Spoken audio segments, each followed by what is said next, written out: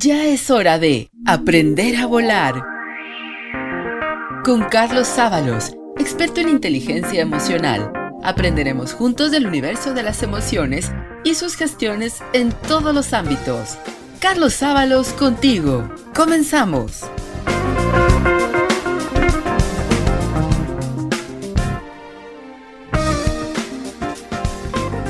Hola, ¿cómo les va? Una vez más compartiendo este espacio de nuestro Aprender a Volar por la radio humanista, por Ser, Hacer y Tener, desde México para el mundo. Les habla Carlos Ábalos desde Argentina y vamos a compartir juntos este espacio, vamos a compartir juntos este momento que espero que sea realmente valioso para todos. En este día, en este sábado, terminando la semana, quizás la semana laboral, como siempre decimos, y sobre todo llegando a casa a compartir con los tuyos, llegando a los lugares donde están las personas significativas, las personas valiosas que nos esperan, y muchas veces con esas personas quizás no cerquita físicamente, pero sí en el corazón. Te agradezco por estar y te invito a compartir este momento de aprender a volar. Hay un médico en Argentina que se llama el doctor Daniel López Rossetti, que ha escrito algunas cosas muy interesantes con respecto a lo que siempre a nosotros nos reúne, que es esta cuestión de las emociones. Y dice el doctor de que todos nosotros estamos constituidos por las mismas emociones y por los mismos sentimientos, ¿no? Es decir, es como, así dice él, como están los colores primarios, así como están los colores sobre los que se basan luego todos los demás colores, todos tenemos más o menos las mismas emociones y los mismos sentimientos. Y se refiere a uno que normalmente no lo abordamos, o que solamente lo abordamos cuando hablamos de inteligencia espiritual, que es la fe, ¿no? Y cita una frase de la Madre Teresa de Calcuta que dice: el fruto del silencio es la oración, el fruto de la oración es la fe, el fruto de la fe es el amor, el fruto del amor es el servicio y el fruto del servicio es la paz. Es decir, si nosotros presentamos al inicio de nuestro recorrido la historia mítica de David y Goliat, muchas veces fue justamente con la intención de promover la noción de la importancia de las emociones, de los sentimientos, cómo motorizan nuestras acciones. Nosotros vimos en ese relato bíblico de que David, ¿se acuerdan? Ese jovencito judío que se va a enfrentar con este filisteo, con Goliat, que era el gigante, ¿no? Y nadie se atrevía a pelear contra Goliat. Pero entonces empiezan a llamar a los mejores guerreros, a los más valientes, a los más de renombre, y nadie se atrevía, porque de hecho de esa lucha del que ganara, un pueblo iba a sujugar al otro. Entonces aparece en el medio un jovencito que se ofrece, que es David, que luego será el rey David, y que David simplemente se acerca a este hombre con una onda, es decir, no una gomera, como dicen a veces los chicos, sino una onda que se usaba justamente para arrojar piedras y para cazar muchas veces, y con eso se va a enfrentar a este hombre tan grandote que le decían gigante, que está realmente muy armado, ¿no? Y no solamente tiene armadura, sino que tiene un montón de armas con él para enfrentarse con el enemigo judío que viniera a enfrentarlo. La cuestión es que David va sin ninguna armadura porque ninguna le queda para él, todas le quedan muy grandes porque era muy menudito, muy chiquito, y aparece tirando esta onda, pegándole en la cabeza, desmayándolo y finalmente venciéndolo con la propia arma de Goliat. Pero hay algo que yo siempre me refiero cuando aparece este personaje, cuando hablamos de esta situación, es que si ustedes se acuerdan de esto, nunca, David le dice gigante a Goliat. Nunca lo nombra como gigante, nunca le dice vos sos un gigante, vos venís, no solamente Goliat le dice yo vengo vos con armas, yo vengo como un soldado y vos venís con palo y piedra como si yo fuera un perro. Es el gigante, es Goliat el que se refiere a David, pero David no se refiere a Goliat, simplemente en silencio lo enfrenta y termina venciéndolo. David vence a Goliat solo por el atributo de la fe. Es decir, él a sabiendas de que Dios, este Dios en el que él cree, este Dios que es Padre, que es providente, que es creador, que es justo y que es poderoso, va a estar del lado de él y por eso lo enfrenta a este hombre sin miedo. Y lo enfrenta de una manera que termina venciéndolo. Lo único que tiene David para enfrentar a Goliat fuertemente es el atributo de su fe. Y la fe también es una emoción, no es solamente una convicción, no es solamente una aprehensión de determinados valores, no es solamente la adhesión a un credo determinado, sino que es una emoción que permite a enfrentar a un gigante hasta el momento invencible. Es maravilloso, ¿no?, pensar en este chico, en este adolescente enfrentando a ese gigante y venciéndolo sin nada, desprovisto de toda fuerza, desprovisto de toda seguridad, solamente armado por esa fe que lo impulsa y por ese deseo de ver a su pueblo libre, de ver a su pueblo feliz, de que puedan volver a su casa, de que no termine siendo una batalla como tantas otras, que se resuelva de esa manera y que no corra más sangre. Aparece David realmente como un adolescente, como un joven, que más allá de su edad, recordemos que la adolescencia es una construcción social que es muy posterior en la historia a este momento, que sin embargo tiene todas las características de lo que podríamos decir un adolescente hoy, un joven hoy. También podemos pensar en esta noche en esos gigantes que se nos han ido apareciendo a lo largo de la vida. ¿Cuántos gigantes tuvimos que enfrentar? Y no importa la cantidad de años, ¿no?, sino la cantidad de vida. Es decir, a veces uno se encuentra con niños, con adolescentes, que han tenido ya tantas dificultades, han experimentado tantas situaciones de peligro, han tenido que luchar contra tantos Goliat, que realmente tienen mucho para contar. Y a veces nosotros, adultos o más grandes, no hemos pasado por tantas cantidades de situaciones, sino que han sido algunas específicas en la vida, donde le vimos el rostro al gigante y donde nos atrevimos con la fuerza de la fe, con la fuerza del amor, con la fuerza de la emoción más profunda y positiva a salir adelante. Nosotros en nuestra comunidad de Niña Positiva tenemos muchísimos testimonios de eso. Tenemos testimonios de personas que han tenido que enfrentar el gigante del cáncer, el gigante de otras enfermedades terminales con todo el sentido de la palabra, ¿no? Tenemos que en este tiempo de pandemia y en este tiempo tan especial, no solamente nuestro, sino de la humanidad, ¿cuántos han tenido que enfrentar la soledad, la angustia, los miedos más profundos, el alejamiento de los suyos, el no poder ver a los seres queridos, el fallecimiento de seres queridos, el fallecimiento de hijos? ¿Cuántas situaciones donde nos hemos visto así, prácticamente desnudos, sin ningún tipo de armadura, con solamente una onda en la mano, es decir, con algo que puede provocar muy poco impacto en la situación, pero con la fuerza de la fe que ha hecho que entre esas hojas secas puedan realmente reflorecer la vida, que pueda salir la vida de la situación más compleja y más difícil. El término fe proviene del latín, proviene de un término latino que es fides, que significa confianza y seguridad en algo, en una cosa, una doctrina, una persona.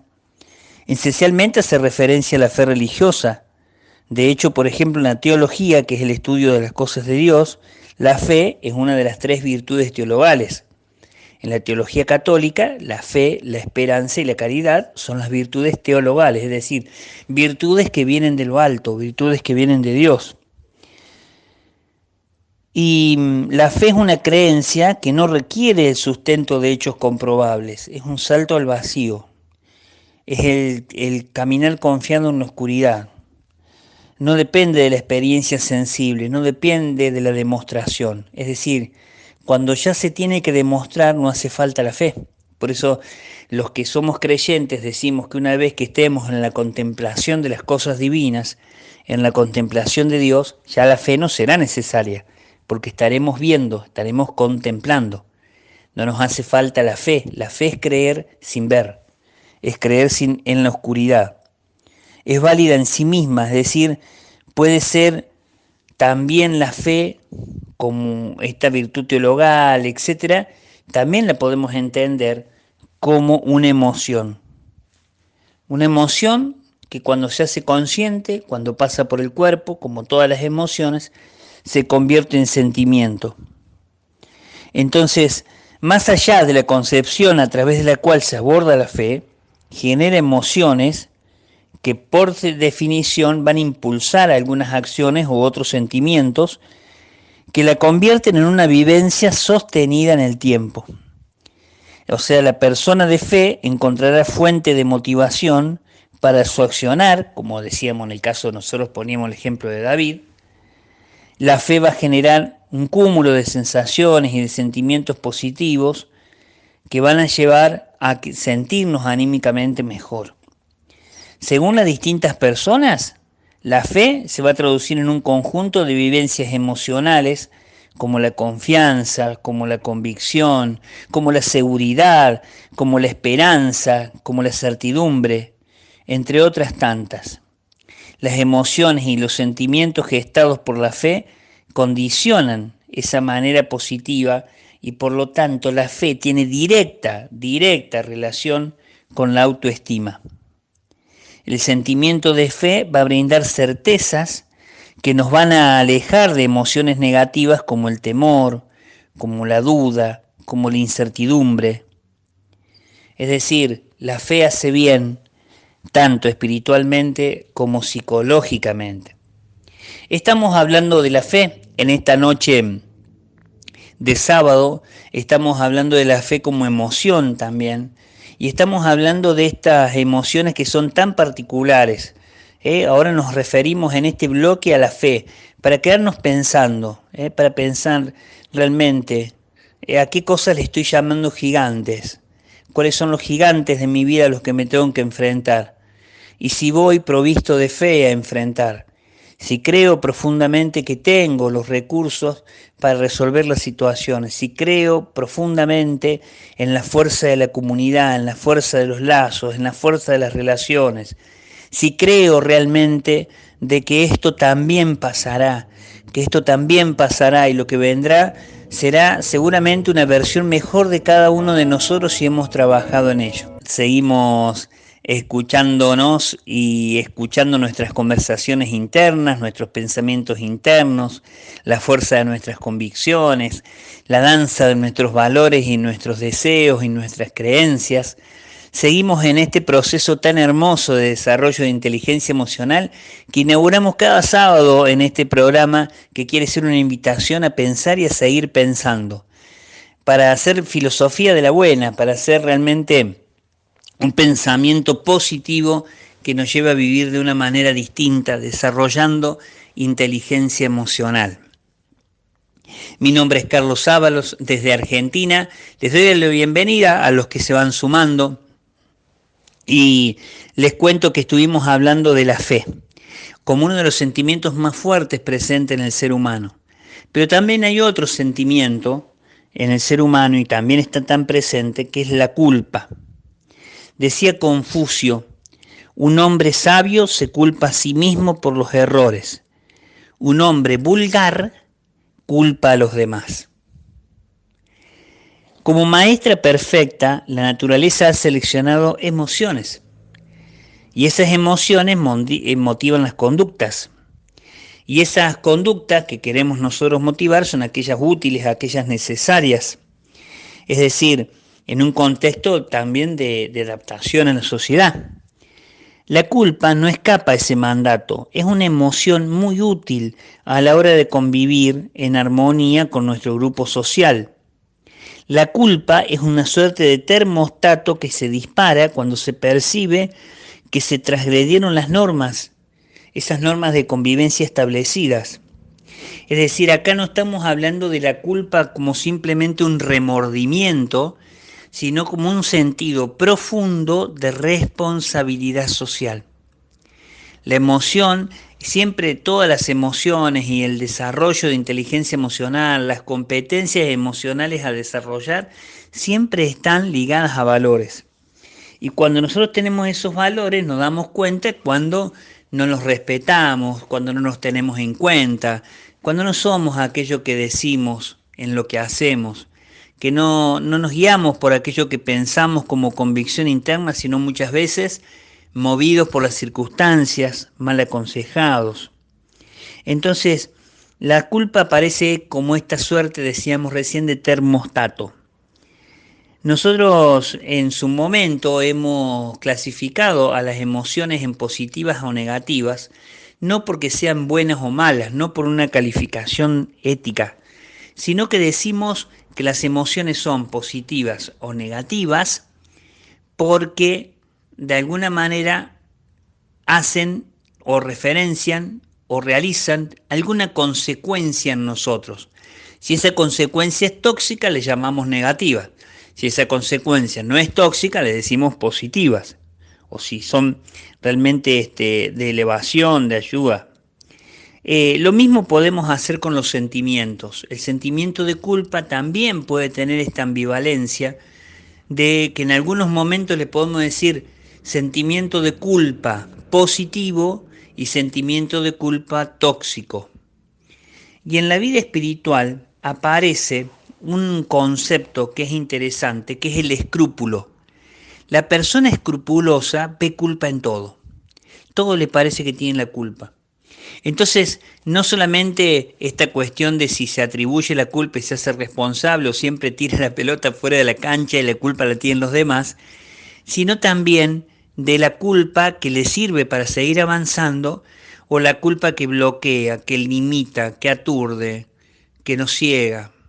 Esa culpa que nos hace en realidad un detrimento, un mal terrible a nuestra autoestima. La culpa alimentada por el miedo, la culpa alimentada por un preconcepto de lo que son las relaciones.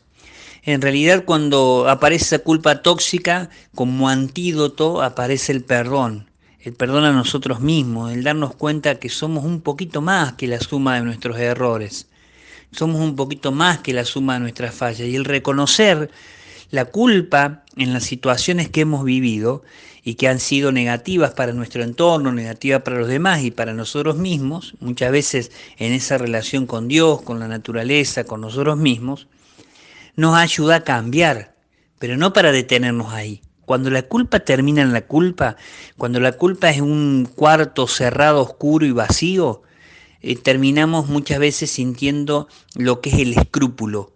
Es decir, nos detenemos en la culpa y lo que hacemos es casi un ejercicio de victimización de la persona, de autovictimización de la persona, donde lo único que queda es el remordimiento y el rechazo a nosotros mismos. Entonces, el sentimiento de culpa siempre nos va a llevar a un estado afectivo displacentero, ¿no? Siempre nos lleva a algún grado de sufrimiento, pero la culpa es positiva en los términos que motivan conductas correctivas, es decir, que va a apuntar a modificar aquellas acciones que nos llevaron a esa culpa. Es decir, la culpa es necesaria, una toma de conciencia de la situación para el cambio, para lograr lo que nosotros queremos cambiar. Es decir, hay un conflicto personal por traspasar o no cumplir el marco regulatorio que está concertado en este mundo social o en un mundo predeterminado, en el ámbito laboral, en el ámbito de la casa, en el ámbito de la escuela, en el ámbito donde nosotros nos movemos. Estamos hablando de la culpa, es decir, como un límite, como una suerte de termostato, decíamos, emocional, con las pautas sociales, culturales, educativas, que marcan el aprendizaje social. Entonces, nosotros, por ejemplo, si lo llevamos también a la vida espiritual, podríamos decir los 10 mandamientos, ¿no? Decir, hay una conducta esperada por un entorno social a través de un código moral. Y ese código moral a veces está escrito y a veces no está escrito.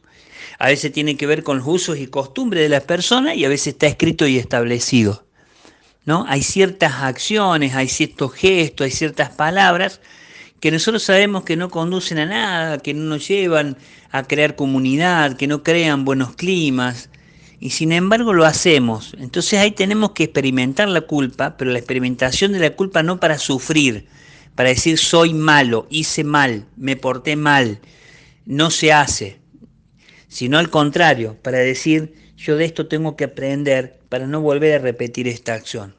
O sea, la culpa tiene una salida en una acción positiva.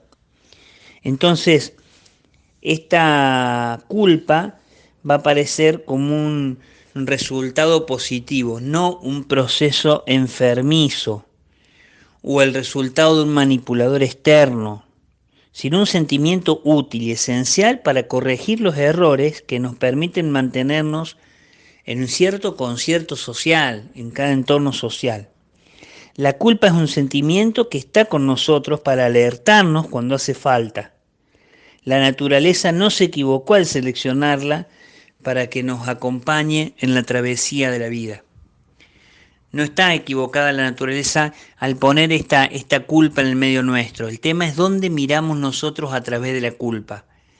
Si es una lupa para ver todo tremendamente peligroso, nocivo, escandaloso, y entonces nos lleva a retrotraernos, nos lleva a meternos dentro, nos lleva a evitar las relaciones interpersonales, nos lleva a ver todos los vínculos dentro de un ámbito de contaminación, o nos lleva a adelantarnos a las situaciones y darnos cuenta de que de estas situaciones en las que hemos cometido errores, donde tenemos fallas, como todos los seres humanos, puede haber oculto un aprendizaje maravilloso, un aprendizaje realmente significativo, un aprendizaje que nos lleve a la vida y que nos lleve a una manera distinta de vivir. Hablábamos en nuestro primer bloque, para los que se engancharon después, de la fe, y hablamos en de la culpa, y la fe y la culpa tienen una relación, porque cuando hay una fuerte convicción de los talentos personales, una fuerte convicción de lo que uno vale, cuando hay una fuerte convicción de desarrollo profundo de la autoestima, entonces la culpa va a encontrar su cabida justa. A menor autoestima, la culpa se va a agigantar y se termina convirtiendo en un monstruo, se termina convirtiendo en esa imagen desfigurada de nosotros mismos que vemos en las situaciones y vemos en los demás. Tenemos que empezar a trabajar esta culpa como responsabilidad social y descartar esa culpa que nos horroriza, que nos deja en el lugar de la humillación, que nos hace manipulables, esa culpa que nos pone en una situación de debilidad permanente.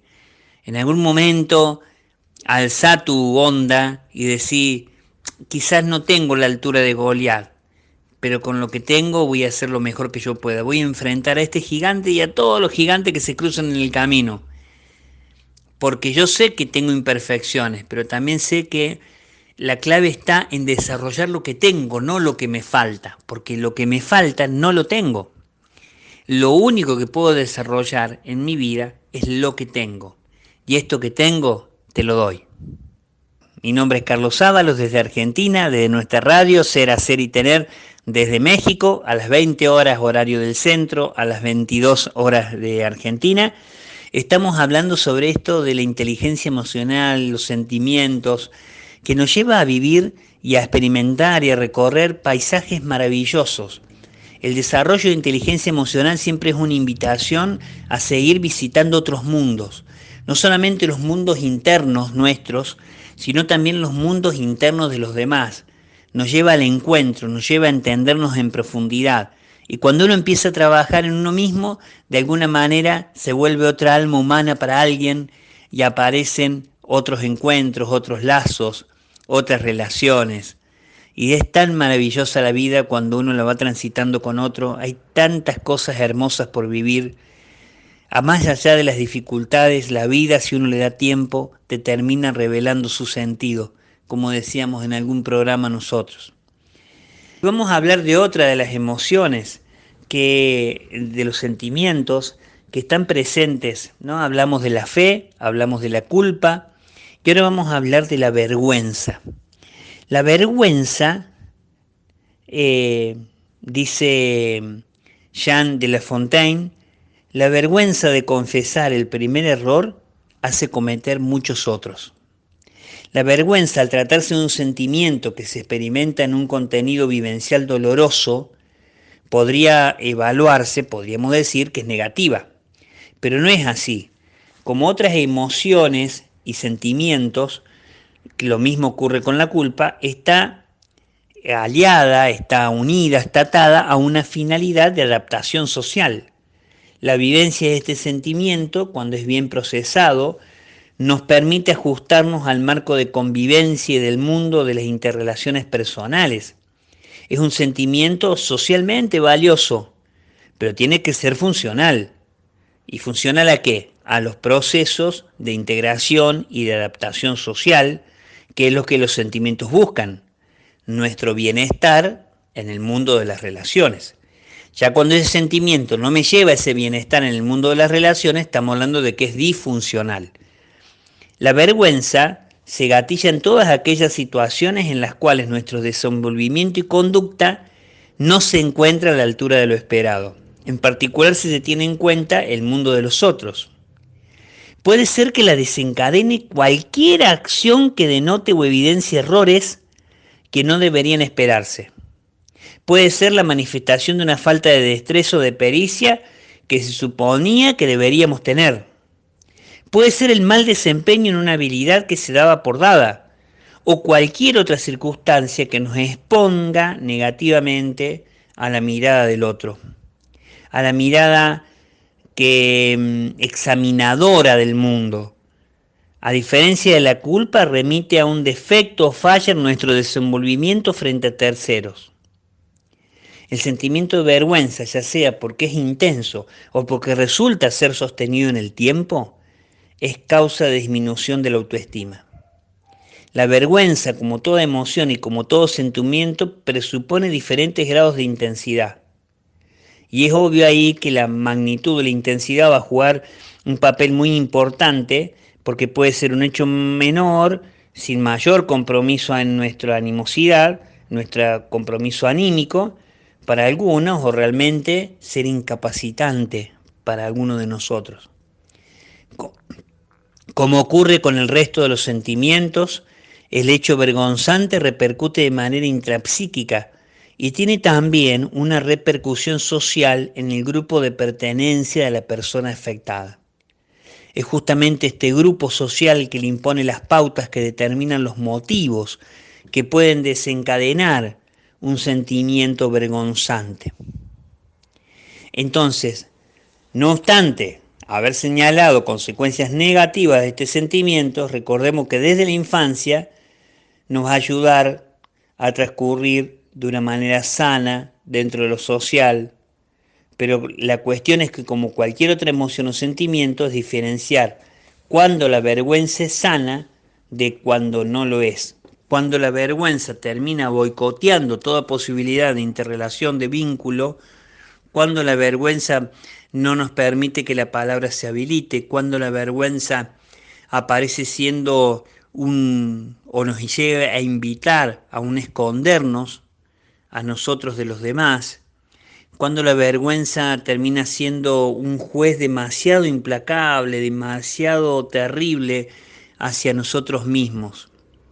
Nos podríamos preguntar en esta noche, si a ustedes les parece, ¿qué es lo que nos avergüenza? ¿Cuáles son las situaciones que nosotros nos acordamos en nuestra infancia, en nuestra adolescencia, en nuestra juventud, en nuestra adultez, de acuerdo a la edad que tengas, todos los que nos están escuchando? ¿Cuáles son las vergüenzas que nos han marcado en la vida? A veces sentimos vergüenza por cuestiones propias y a veces también sentimos vergüenza por cuestiones de otros. ¿Alguna vez te avergonzaste de tu papá, de tu mamá, de alguien querido? ¿Alguna vez te avergonzaste de un hijo, de una hija? ¿Alguna vez te avergonzaste de alguna cosa que te haya pasado y la negaste y llegaste a repetir tantas veces que eso no había ocurrido, que te pareció que era así, que realmente no ocurrió? Bueno, tengo una buena noticia con respecto a eso. En nuestras vergüenzas se esconden nuestros miedos y los miedos se gestionan enfrentándolos. Entonces hay que enfrentar esas vergüenzas, correr esos velos, destapar esos baúles y empezar a sacar de ahí todas las cosas que nos han dado vergüenza y empezar a preguntarnos por qué fue lo que sucedió. Pues te puedo asegurar que uno hace siempre lo que puede con los recursos que tiene. Entonces, quizás llegó el momento de animarte a cantar esa canción en público, o animarte a empezar a tocar la guitarra o algún instrumento musical, o animarte a hacer ese curso de computación que hace tanto tiempo, el curso de idioma. Animarte a anotarte en alguna capacitación, animarte a empezar a hacer ese deporte que vos te parece que vos no vas a poder hacer.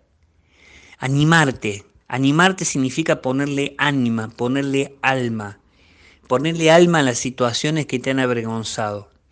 Porque te puedo asegurar, como dice ese poema maravilloso de Desiderata, parafraseándolo, creas o no, tú eres un ser del universo y tienes derecho a existir. Lo creas o no, vos sos un ser del universo y tenés derecho a existir. Entonces nosotros podemos pensar una y otra vez, millones de veces, pensar que esas vergüenzas, dentro de esas cenizas de vergüenza que nos han muchas veces torturado y que nos han hecho tanto mal y que nos han hecho presentarnos hacia los demás con apariencias de cosas que no tienen muy poco que ver con lo que somos, está escondida una lección profunda para nuestra vida, está escondida una lección para cada uno de nosotros, que significa de que cada uno de nosotros tiene su dignidad, que vos sos valioso, que sos valiosa por ser, que en la escuela de la vida no hay ningún diploma que ostentar, que lo más importante es lo que vos sos y sos original, sos único, sos única. No tenés que rendir un examen de apariencia o un examen de ciertos éxitos que tenés que desarrollar para poder ser. Con tu historia, con tu presente, con tus sueños y tus proyectos, ya sos. Y nosotros somos bellos, somos buenos, somos verdaderos cuando seguimos ese camino. Por eso en esta noche de sábado, la invitación es a aumentar la fe, a situar la culpa en el lugar que tiene que estar, simplemente para que nos ayude a mirar lo que tenemos que cambiar, objetivamente, como una emoción profunda, para que nosotros empecemos a desnudar esas vergüenzas y empecemos a mostrarnos como somos, y vas a ver que la belleza surge, que lo bueno surge, que lo verdadero surge, porque allí está verdaderamente lo más rico de nosotros. No hay dos sonrisas iguales, no hay dos miradas iguales. Aunque seas mellizo, aunque seas trillizo, aunque seas gemelo, tu mirada, tu sonrisa es única, tu manera de pensar la vida es única, tu manera de entender es única. Y todos tenemos derecho a recibir esa riqueza tuya. Entonces no la guardes, no la escondas. No te escondas atrás de esa vergüenza. Salí a la calle, mirá el sol mañana cuando esté de día y decí gracias por ser, y decí tu nombre. Carlos, Cristina, Guillermo, tu nombre. Gracias por ser yo. Porque aún con todas las debilidades, aún con todos los defectos, yo sé que soy valioso, que tengo derecho a existir.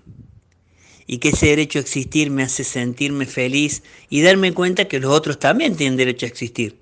Entonces nos empezamos a conectar desde otro lado, empezamos a compartir de otro lado y empezamos a darnos cuenta que la vida, a pesar de algunas cuestiones, merece ser vivida y termina siendo apasionadamente hermosa.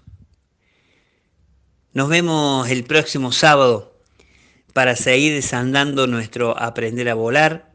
Mi nombre es Carlos Ábalos y de nuevo te agradezco que hayas estado con nosotros compartiendo este momento. Nos despedimos. Muchísimas gracias y que la fe sea grande, la culpa se ubique donde tiene que estar y las vergüenzas aparezcan allá simplemente para permitirnos reflexionar y salir a mostrar sin vergüenza lo que nosotros somos, que les aseguro que es muy valioso. Muchas gracias. Carlos Ábalos te espera el próximo sábado para Aprender a Volar. Aquí, en Ser, Hacer y Tener Radio, la radio humanista. Hasta la próxima.